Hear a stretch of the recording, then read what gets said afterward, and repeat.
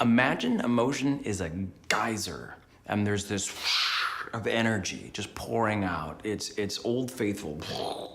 But of course, we can't allow all these emotions, the love for my wife, the love, responsibility, fear of damaging my son, the shame about what my mother's done to me, the guilt and love for my mother, the love for my father, the anger I had at my father when I was a kid, all these things that I have pouring out of me, the joys of a sunset and the love of my home and my island I live on, and it would be overwhelming. So to get through the day, we take these massive shields. Imagine a clamp or like a stop on an organ, you know, and we shut down the geysers and we hold the emotionality in. That's one reason why people shut down their emotions, in order to get through the day.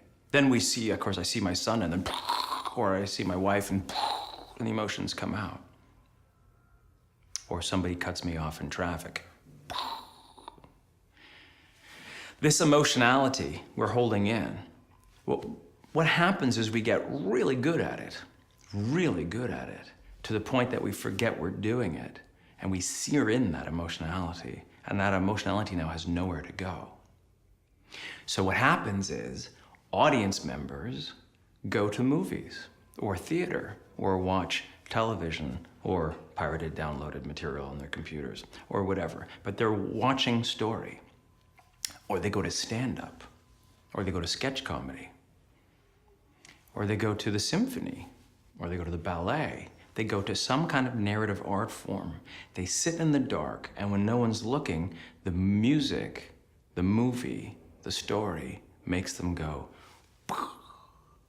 and they weep at the end of The Notebook, or they cheer at the end of Silver Linings Playbook, or they anxiously wait for the ending of Argo, or they scream at the horror film, or they scream out at the end of the thriller, or whatever it is. And they emotionally allow themselves to release this penting up energy. It's part of what we do.